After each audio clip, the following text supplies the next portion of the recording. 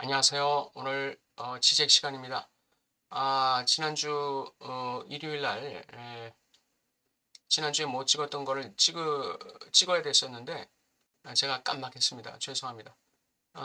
이번 주에 지적의 이 락강의 이론을 가지고 설명하고 있는 상징화 단계에 대해서 한번 살펴보도록 하겠습니다.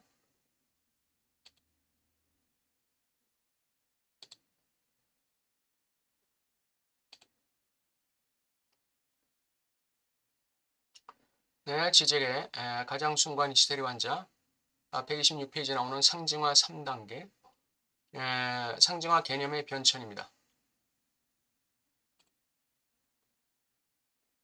네, 첫 번째는 정신분석학에서 빠를과 언어의 기능과 장의 단계이다. 네, 첫 번째 단계는 그렇습니다. 빠롤의 언어와 기능의 장. 빠롤의 언어와 기능의 장입니다. 빠롤과 언어의 기능의 장. 빠롤과 언어가 어떤 역할을 합니까? 빠롤의 상호 주체적 차원을 강조하되 빠롤은 말이죠. 말과 언어는 달라요. 말의 소재가 언어죠. 언어는 기표로 이루어지는 것입니다. 기표. 그 기표에 의미를 채울 때 그걸 기라고 하는 것이죠. 그러니까 언어는 기표와 기로 되어 있다. 그리고 빠롤은 언어로 되어 있다. 기호는 뭘까요? 기호. 기호는 기표와 표상을 아우르는 개념입니다. 단순한 기표만을 다루는 게 아니라 표상까지 아우르는 개념이 기호예요. 락강은 근본적으로 이 표상이라는 거, 이것은 기표의 성격을 가지고 있다 이렇게 얘기합니다. 그렇기 때문에 표상을 기표할 수가 있는 거예요. 표상, 이미지를 기표할 수 있는 이유는 표상이 기표의 성격, 기표의 속성을 가지고 있기 때문에 그렇다 그랬습니다. 기호는 바로 이 이미지, 표상과 기표를 포함하는 개념입니다. 그 표상, 이미지에는 뭐가 있습니까? 표식 같은 것도 이미지 아니겠어요? 고대 문헌에 나오는 표식, 고대 동굴에 나오는 표식 같은 거, 기호 같은, 이 기호 같은 거, 어떤 이 지시하는 뭔가 그 표시 있잖아요. 그런 걸 다 표상에 포함시킬 수 있는 것이죠. 그게 다 기호에 속한다는 것입니다. 근데 여기서는 빠롤과 언어의 기능의 문제다 이렇게 얘기하고 있습니다. 첫 번째가 즉 욕망의 상호 주체적 식별 매체로서의 빠롤. 욕망의 상호 주체적 식별 매체. 여기서 지배적인 것은 상징적 실현, 역사화로서의 상징화라는 주제다. 첫 번째 상징화 단계는 상징적 실현이에요. 역사화예요. 역사화. 뭐를 상징화하고 역사화할까요? 이해 안 됐던 것. 나에게 고통스러운 것. 근데 그것에 대해서 내가 다스리지 못하고 있는 것. 그걸 갖다가 역사화시키고 상징화시키는 것이죠. 과거의 트라우마 같은 것을 상징화시키는 것. 이게 상징화 1단계에 해당되는 거죠. 첫 번째 단계에 해당되는 것입니다.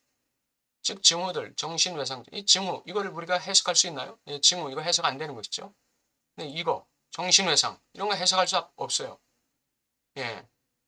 도저히 이해가 안 되는, 해석이 안 되는, 소화가 안 되는 것들이죠.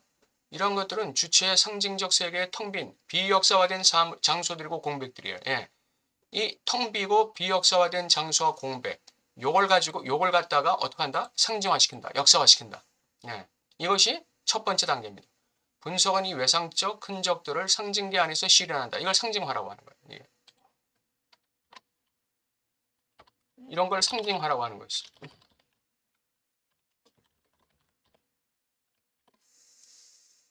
상징화한다, 역사화한다. 분석은 그것들에게 사후에 소극적으로 어떤 의미를 부여하면서 그것들을 상징계 세계 안에 포함시킨다. 이것을 과거로의 호랑이 같은 도약이라고 하죠. 과거로의 호랑이 같은 도약. 지적은 그런 표현을 썼습니다. 호랑이같이 도약한다 이런 표현을 썼습니다. 우리는 여기서 현상학적 생각에 직면한다. 현상학적 생각에 직면한다. 왜 그럴까요? 어떤 의미를 드러내야 하기 때문에, 소극적으로 어떤 의미를 부여해야 하기 때문에, 소극적으로 어떤 의미를 부여하는 것, 이게 현상학적 의미야. 드러낸다 이거죠. 드러낸다. 의미를 드러낸다. 분석의 목적은 충만한 빨 안에서 욕망을 식별해내고 충만한 언어, 충만한 말 안에서 욕망을 식별해내는 거예요. 이 증상에 대해서 충만한 빠를 안에서 욕망을 식별해내고 증상, 증후. 증상은 욕망을 포함하고 있는 것입니다. 증후가 가리키는 건 욕망입니다.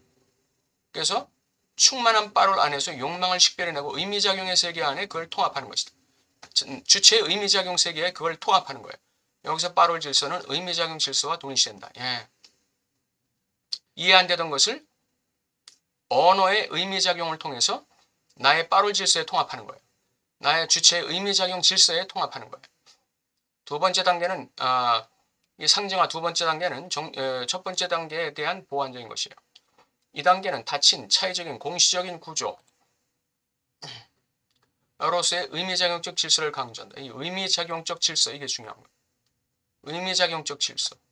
요게 이 두 번째 단계에서는 이게 강조되는 것입니다. 의미작용 즉 의미작용적 구조. 예, 의미작용적 구조. 이 의미작용적 구조나 의미작용적 질서나 같은 얘기예요. 이거 의미작용적 구조는 주체가 종속되어 있는 비상식적인 자동 현상처럼 작동한다. 그렇죠.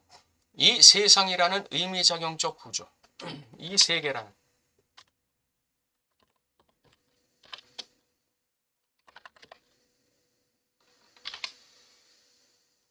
이 세상에는 사회는 다 의미작용적 구조예요. 법적 구조가 되는 것이죠. 규범적 구조, 규칙적 구조, 구조적 구조, 예, 구조적 질서가 있는 세계예요. 이것은 주체가 종속되어 있는 비상식적인 자동 현상처럼 작동한다. 예, 비상식적인 자동 현상. 예, 무조건 복종해야 돼. 무조건 따라야 돼. 예. 빠롤의 의미작용의 통시적 질서는 따라서 비상식적인 의미작용의 자동 현상에 의해 의미작용의 효과를 생산하는 차이적이고 형식화할 수 있는 논리에 의해 조절된다. 네. 이 의미작용, 이 빠롤의 질서, 이 주체의 빠롤의 질서, 주체의 의미작용적, 통시적, 역사적 질서. 이거는 이 사회 구조의 이 비상식적인 의미작용적 자동 현상에 의해서 조절되는 거예요.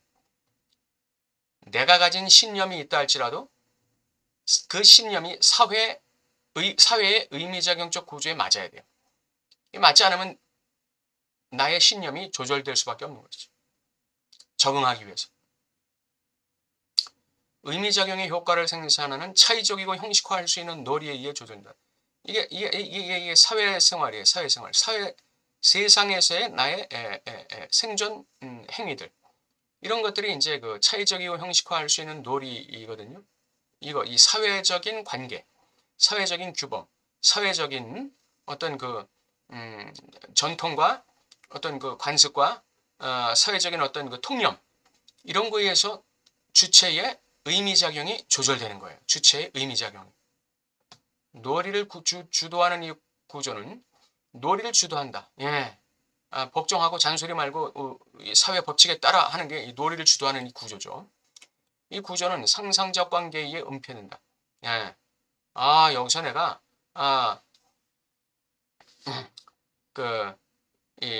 말하자면 나 자신을 실현할 수 있어 하는 나 자신의 어떤 전능성을 유지할 수 있어 하는 그것은 상상적 관계입니다. 그러한 상상적 관계, 거울상적 관계들이 은폐되는 거예요. 이게 상상적 관계라는 게 이게 거울상이 자기 거울상.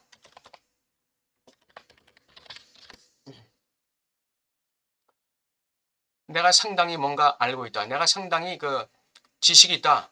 내가 상당히 그 어떤 인격자다. 내가 상당히 아주 그 도덕적이다 하는 이 자기 거울상에 의해서 상징적 구조가 은폐돼요. 여기서 우리는 엘도식의 수준이 있다. 이 엘도식의 수준이라는 게 대타자의 언어가 거울상의 이미지에 의해서 방해받는 것이죠. 대타자의 언어가 거울상의 이미지에 의해서 방해받는 거예요.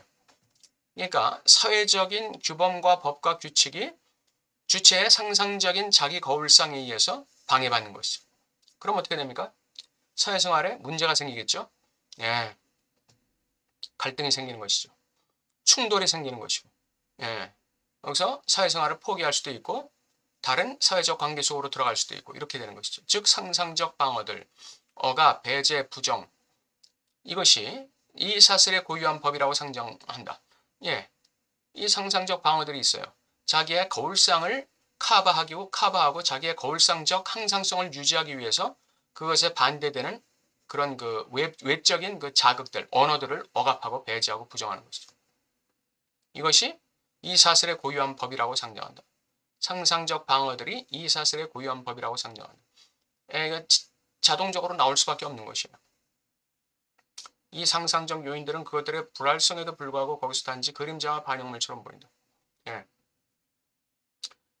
실체는 놀이를 주도하는 구조예요. 상징계적 구조예요. 사회 상징계적 구조. 그 다음에 이 상상적 요인들은 그림자와 반영물처럼 보이는 거예요. 그러면서 뭐를 방해한다? 이 상징적 관계를 은폐하고 상징적 놀이를 방해하게 되는 것이죠. 예. 그래서 이 2단계는 이 1단계에 대한 보완 단계라고 보는 거예요. 1단계에서는 뭡니까? 과거를 상징화하는 것이죠. 상처를 상징화하는 것이에요. 이건 주관적인 상징이죠. 주관적인 상징화예요. 주관적인 상징화. 1단계라는 것은 이거는 주관적인 상징화예요.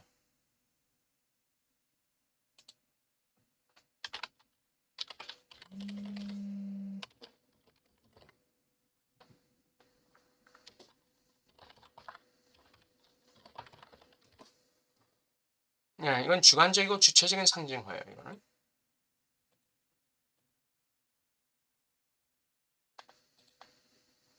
그런데 이 사회관계 속에서의 이 상징화, 이거는 사회적 상징화죠. 내가 사회라는 상징계 구조에 들어가는 것입니다.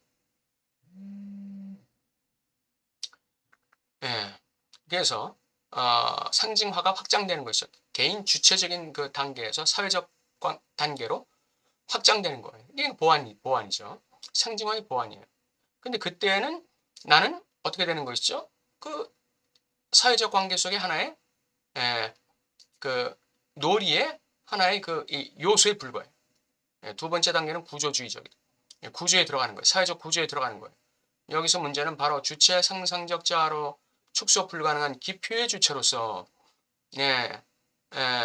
여기서 문제는 바로 주체가 여기서 사실상 생각될 수 없다는 거예요.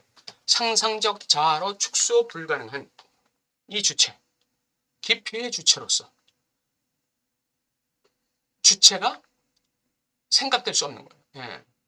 무슨 말이냐? 한편에는 맹목적 오인의 장소인 상상적 자아가 있다. 이게 아까 말씀드린 자기 거울상이에요. 자기 거울상. 이게 상상적 자아란 말이에요. 이게. 예. 예. 한편에는 맹목적 오인의 장소인 상상적 자아가 있다. 즉 A-축이 있다. 요게 거울상이에요. 요게 거울상 자아예요. 요게.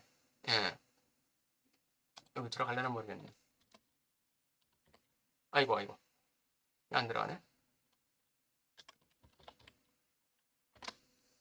예. 이게 거울상이에요. 이게 축이고. 다른 편에는 구조에 완전히 종속된 주체가 있어요. 이게 사회적 상징계 속에 종속된 주체가 있는 것이죠. 나머지 없이 소외되고 탈주체화된 주체예요. 그러니까 이런 그 나머지 없이 소외되고 탈주체화된 주체이기 때문에 여기서 자신의 상상적 자아는 단지 그림자와 반영물처럼 기능하는 거예요. 이걸 전면에 내세울 수 없어요. 상상적 자아를 갖다가 사회적 관계 속에서 전면에 내세울 수가 없어요. 이건 그림자와 반영물처럼 기능하는 거예요. 그러면 주체는 어떻게 되느냐? 주체는 구조에 완전히 종속돼 버리는 것이죠. 이게 2단계예요. 이게 탈주체화된 주체. 상징적 체계는 동시에 세계에 대한 자신의 비극적 관계를 제거하게 된다. 왜? 자신의 상상적 자아를 억압하게 되니까. 상상적 자아를 배제시킬 수밖에 없으니까. 만약에 상상적 자아가 나오면 어떻게 되는 거죠? 비극이 일어나는 것이죠. 사회적 상징계에서 축출될 수밖에 없는 것이죠. 사물의 움직임과 이성의 작동 한복판에서 주체는 놀이의 입구에 있는 하나의 조리일 뿐이에요. 놀이의 입구에 있는 하나의 조리일 뿐이에요. 그는 이 책의 내부까지 떠밀려 들어가고 어쩔 수가 없어요. 인간의 진리의 시련에 본질적으로 극적인 따라서 비극적인 모든 첨가물로부터 배제된다. 진리의 시련에 본질적으로 극적인 또 비극적인 이런 모든 첨가로부터 배제되는 거예요.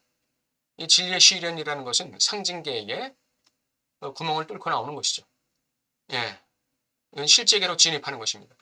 이 진리를 실현하는데, 진리를 실현하게 되면 어떻게 돼요? 상징계에서 축출되는 거예요. 배제되는 것이죠. 예, 사회적 상징계는 진리로 구성되는 세계가 아니에요. 예, 나름대로의 규범, 나름대로의 전통, 나름대로의 관습으로 이 움직이는 자동 기계이지 결코 진리를 실현하는 그 법과 질서가 있는 게 아니에요. 예. 그렇기 때문에 진리의 실현에 본질적으로 극적이고 또한 비극적인 모든 창과로부터 배제돼요. 그렇기 때문에 주체는 안전해지는 거예요.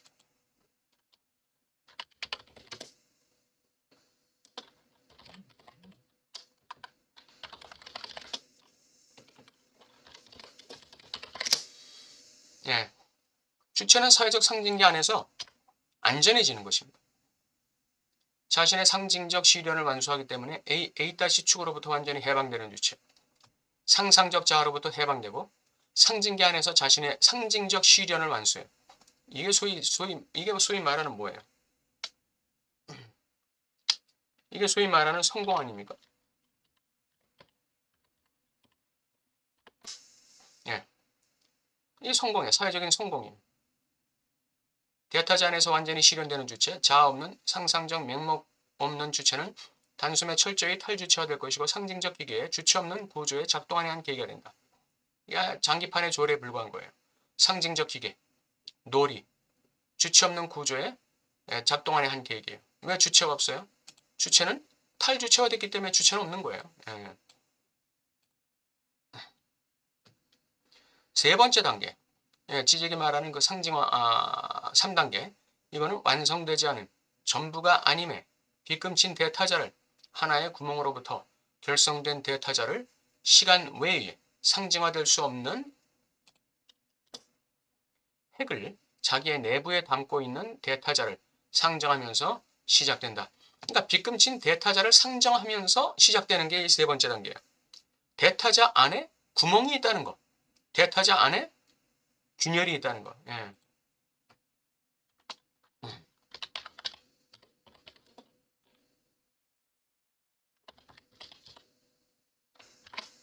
아이고.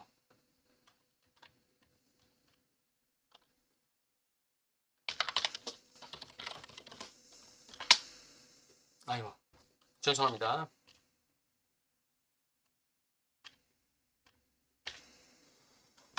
빗금친 대타자. 이 사회적 상징 안에, 사회적 상징계 안에 뭐가 있다는 거예요? 예. 균열이 있다는 것이죠. 하나의 구멍으로부터 결성된 대타자. 예.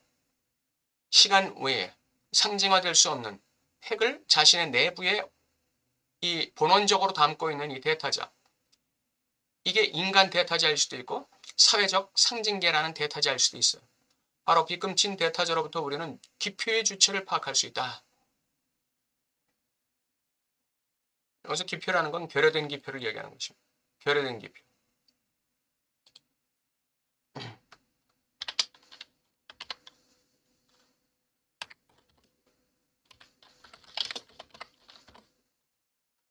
네.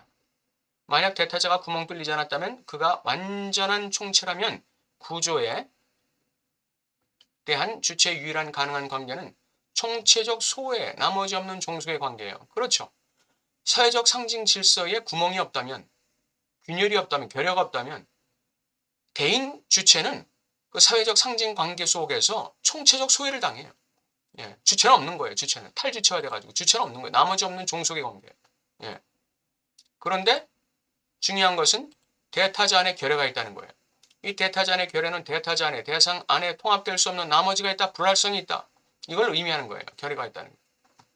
그리고 주체는 자신이 이 나머지의 상관자로 상정되는 한 총체적 소외를 피할 수 있다. 그래서 주체가 자신의 주체적인 어떤 그 주체성 그걸 유지할 수가 있게 되는 것이죠. 즉 주체는 구조적 조합의 주체 없는 과정 안에서 사라지지 않는다. 완전히 종속된 나머지 없는 종속된 관계로부터 해방되는 것이죠. 해방되는 것입니다. 대타자는 또한 욕망하는 대타자이기도 하다. 대타자는 결여된 대타자일 뿐 아니라 욕망하는 대타자예요. 욕망한다는 것은 어떤 대상을 상정했다는 것이죠. 이 대타자에게도 욕망의 원인 대상이 결여되어 있습니다. 이게 욕망의 원인 대상, 이게 소문자 대상 A 아닙니까? 이게 소문자 대상 A예요. 이게 결여되어 있으며 그는 주체의 어떤 것을 원한다. 주체의 어떤 것을 원한다는 건 결국 뭐예요? 이 상징적 대타자인 사회, 이 세상, 이것이 주체에게 뭔가를 요구한다는 거예요. 주체의 어떤 것을 원한다. 그리고 이 대타자에게도 뭔가를 원하는 거예요. 이 대타자에게 결여된 이 결여가 대타자에게 욕망의 원인 대상이 결여되어 있고 그 결여된 욕망의 원인 대상이 주체에게, 즉 대타자에게 어떤 걸 원하는 거예요. 그러니까 욕망하게 하는 것이, 대타자가 욕망하게 만드는 것이죠. 우리는 기피의 주체는 질문, 네? 이 차원이 대타자 안에서 지속되는 한 존재한다.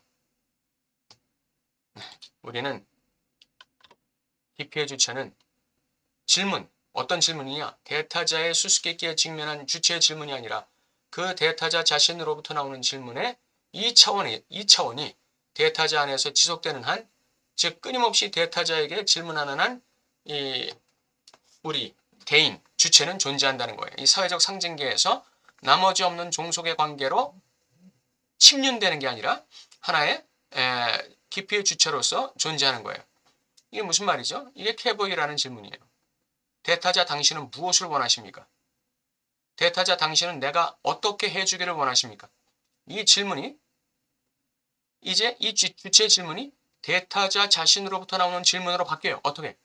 그렇다면 나라는 주체는 무엇을 욕망이 하는가? 나라는 주체는 이 상징적 질서의 균열을 가리기 위해서 나는 무엇을 해야 되는가? 라는 질문으로 나오게 되는 것이죠. 이게 캐보이의 회귀예요. 캐보이, 대타자를 향한 캐보이의 질문에 주체로의 회귀이죠.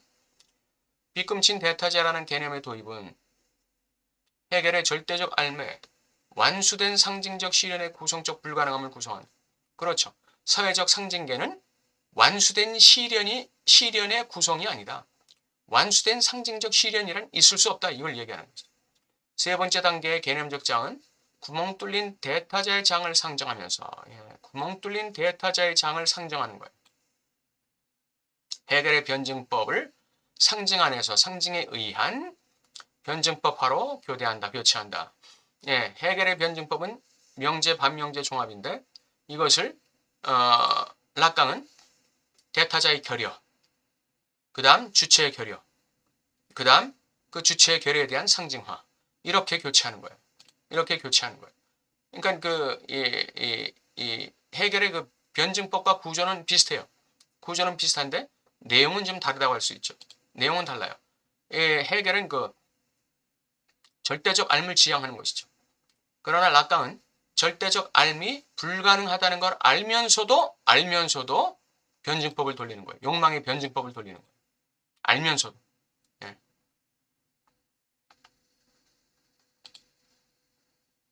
이 상징화 1, 2, 3단계 오늘 알아봤습니다. 요거에 대해서 좀 더 구체적으로 다음 시간에 다시 한 번 더 알아보게 되겠습니다.